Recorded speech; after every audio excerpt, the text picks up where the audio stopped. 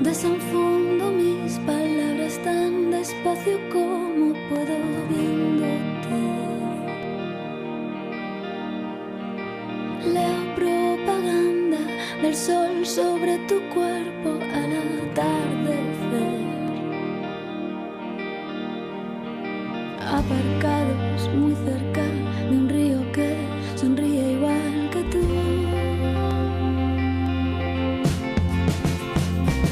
Quiero verte amanecer y verte anochecer. Si ayer y hoy nos dan la espalda como amantes que se van, siempre queda la mañana de mañana junto a ti.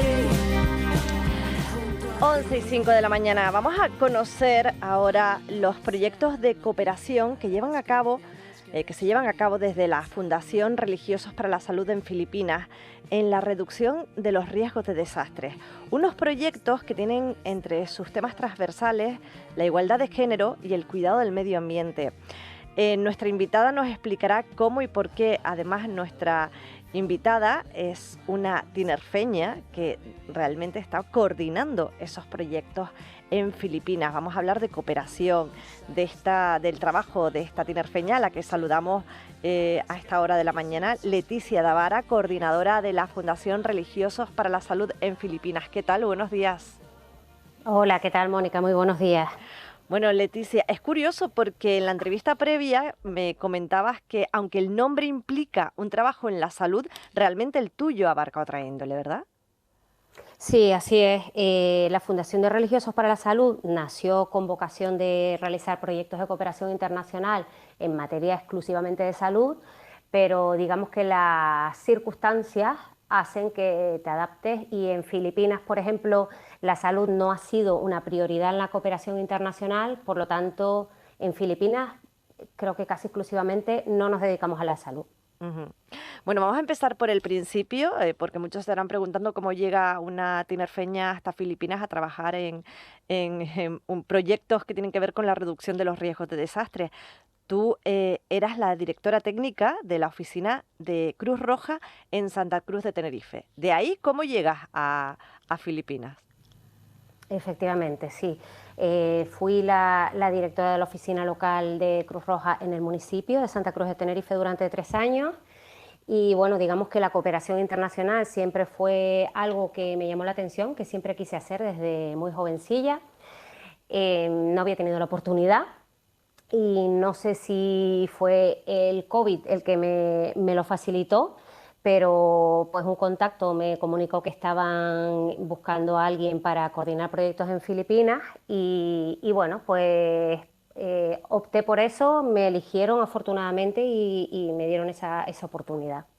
Pero Leticia, tú ya habías sido, no cooperante, pero sí voluntaria, ¿verdad? Habías hecho Sí, yo voluntariado. había hecho, sí, hace años ya, allá por 2010, había ido a Brasil de voluntaria en un centro de acogida de menores y además había hecho voluntariado también aquí allá por 2006 con los menores inmigrantes que llegaban en patera, que en aquel año eran muchísimos. De ahí entonces pasamos a este trabajo en Filipinas, que es un trabajo, vaya, ahora lo vas a explicar, muy importante.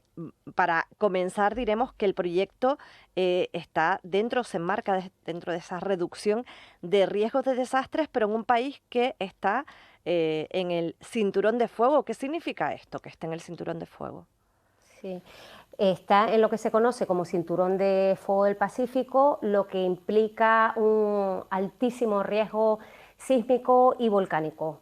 Que se calcula que el 90% de los sismos y erupciones volcánicas se producen dentro de ese conocido como Cinturón de Fuego.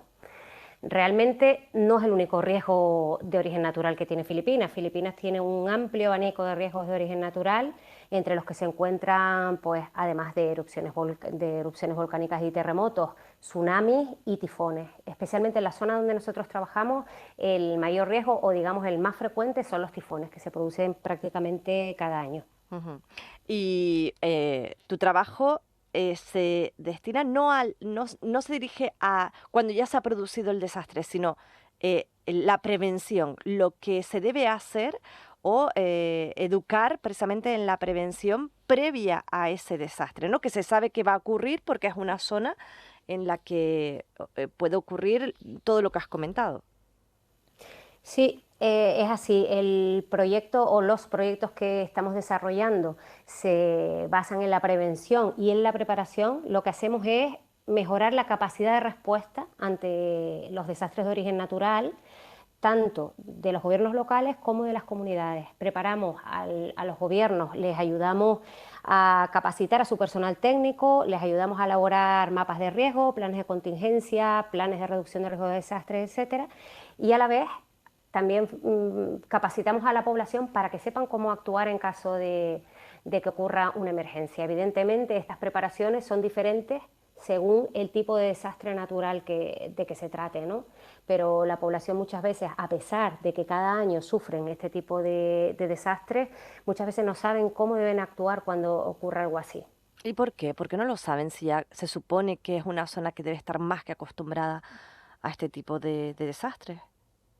Pues realmente yo creo que es una falta de capacidad de los gobiernos locales para actuar en ese sentido. Porque además a veces ves cosas muy inexplicables como que construyen viviendas prácticamente encima del mar y unas viviendas con materiales muy simples que solo las ves y sabes que con un viento un poco fuerte las van a derribar y construyen una y otra vez en el mismo sitio porque son gente que muchas veces pierden todo cada año, salvan la vida gracias a centros de evacuación que nosotros también construimos, pero pierden todo lo demás. Empiezan de cero una y otra vez y vuelven a cometer los mismos errores.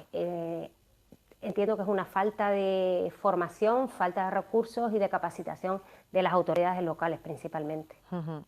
Lo acabas de decir, ustedes trabajan precisamente eso en construcción de refugios, en preparar a la población, pero además tienen dos temas transversales dentro de estos proyectos que también son, pues no sé si igual o incluso más importantes, si cabe, por lo que implican, ¿no? Uno de ellos es el de la igualdad de género, el empoderamiento social y político de las mujeres y la violencia machista, porque comentabas que las mujeres precisamente en estas situaciones terminan siendo las más vulnerables. Sí, así es. Realmente cuando se produce una catástrofe, los grupos más vulnerables son los que más sufren y entre ellos se encuentran indudablemente las mujeres. Hay muchas investigaciones que revelan que en estas situaciones aumentan, se perpetúan y se refuerzan las desigualdades de género y empeora la situación de las mujeres y les genera más pobreza. Con lo cual es inevitable incluir la igualdad de género en este tipo de proyectos, siempre enfocado a nuestro tema principal, que es la reducción de riesgo de desastres. Entonces, eso lo hacemos en diferentes vías, pues la perspectiva de género está en todas nuestras actividades. Por ejemplo, cuando hacemos esos planes de contingencia, planes de evacuación, siempre está la perspectiva de género. No es lo mismo, o tienes que tener en cuenta a la hora de evacuar a la población que hay mujeres y que son vulnerables. Y después tenemos otro tipo de actividades como más específicos, por ejemplo, pues dar voz a las mujeres en los espacios políticos de decisión para que ellas participen a la hora de diseñar los planes, porque ellas son importantes agentes de cambio, evidentemente, y deben participar en el diseño de las estrategias de prevención. Uh-huh. Y un último aspecto es el que comentabas, el tema de la violencia de género. Como comentábamos, cuando hay catástrofes, las mujeres son muy vulnerables y se convierten en objetivo de explotación sexual, trata, todo tipo de abusos y es necesario protegerlas. Entonces, pues nosotros hacemos formaciones y capacitaciones a personal público, como policías oficiales especialistas en violencia de género, para que sepan cómo actuar en caso de desastres y prevenir esa violencia contra las mujeres, por ejemplo. Uh-huh. Otro tema también importante es el medio ambiente, el formar a la población en este tema, en los temas medioambientales, cómo lo vinculan precisamente hasta la reducción de riesgos de desastres. Filipinas, como decimos ya, por su ubicación geográfica, está muy expuesta a desastres de origen natural, pero evidentemente el cambio climático los está empeorando, los hace más frecuentes y mucho más violentos, con lo cual los riesgos son cada vez mayores. Intentamos, por un lado, concienciar a la población de estos riesgos y hacemos actividades un poco, digamos, más básicas o más generales, del tipo pues recogida de plásticos, concienciar sobre la importancia de reducir el uso de plásticos que se hace ya en cualquier parte del mundo, pero que en Filipinas es muy importante, porque Filipinas es el tercer país del mundo que más plásticos vierte al mar cada año, toneladas y toneladas, porque no existe una cultura de reducción del uso de plásticos. Pero además de eso tenemos una actividad muy bonita, específica, que es de reforestación de manglares. La zona en la que trabajamos es zona de costa, y los manglares, aparte de su importancia medioambiental indudable, ¿no?, porque recoge una gran biodiversidad, también sirven para amortiguar los impactos de las tormentas y los tifones. Sirven como barrera natural, como si fuera un dique de contención que protege a las viviendas en caso de tifones. Ujú. Leticia, ¿cómo es trabajar en Filipinas?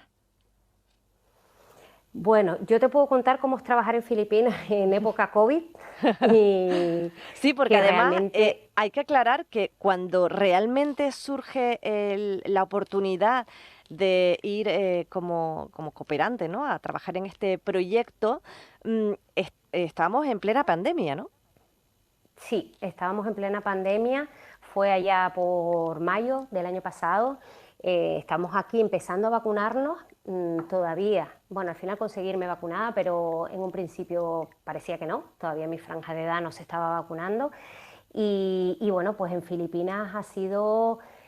Bueno, para llegar allí ya fue una odisea, porque ellos cerraron sus fronteras totalmente, era casi imposible llegar. Estuve mucho tiempo para lograr el visado de trabajo, e incluso, bueno, a ellos al turismo acaban de abrirse hace unos poquitos meses, este año, seguían las fronteras cerradas, incluso los colegios empiezan ahora, las clases presenciales ahora en septiembre, porque hasta ahora los colegios han estado cerrados, con lo cual Filipinas se ha blindado mucho. Y eso nos ha supuesto un reto, digamos, llamémoslo reto, para desarrollar el proyecto también, porque han puesto muchísimas restricciones, y bueno, pues ha sido complicado, lo hemos ido ejecutando como hemos podido, con bastante éxito creo, pero eso ha sido un gran reto. Y a nivel personal, pues también, porque todas esas restricciones que ya en España no existían, pues bueno, pues hacen más difícil la vida en ese país. Y a la hora de trasladar precisamente esa prevención, bueno, ese proyecto por el que al final has ido a trabajar a Filipinas, a la hora de trasladarlo a la población, ¿con qué dificultades se encuentran? Pues a lo mejor por diferencias culturales o de otro tipo. Bueno, realmente la población filipina, hay que decir que es una población muy abierta, muy amable y muy agradecida, muy dispuesta a aprender, entonces en ese sentido sí ha resultado fácil. Los gobiernos locales son también muy colaboradores, que ha facilitado todo mucho.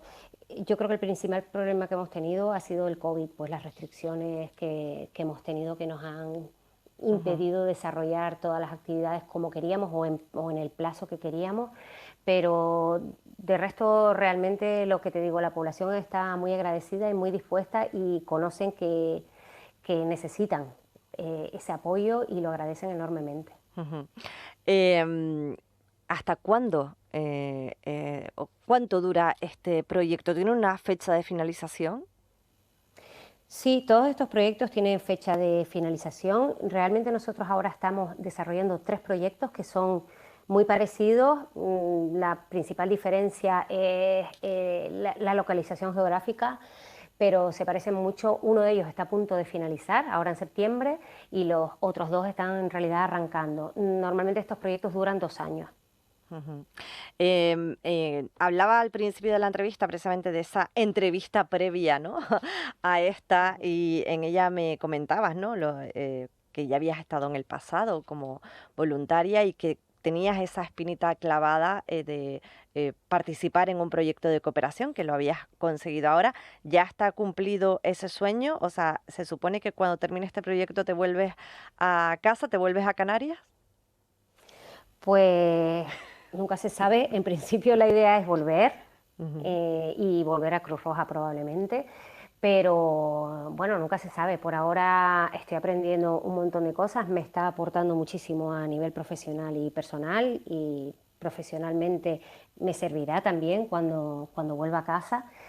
No tengo fecha de volver, por ahora no lo he pensado, llevo poco más de un año y por ahora no tengo una fecha pensada para volver, pero sí, volveré. Yo creo que sobre todo en época de pandemia es cuando más se nota la falta de las personas cercanas. Ujú.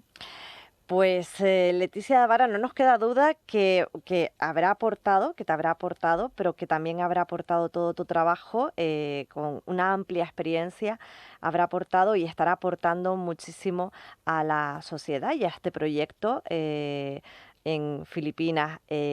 Leticia Vara, coordinadora de la Fundación Religiosos para la Salud en Filipinas, te agradecemos que nos hayas atendido en esta mañana. Muchas gracias y muy amable. Mucha suerte. Muchas gracias, Mónica, y muy agradecida de que muestren interés por el trabajo que desarrollamos allí, que realmente es muy necesario. No, un placer haberlo escuchado. Hasta pronto. Hasta pronto, Mónica, gracias.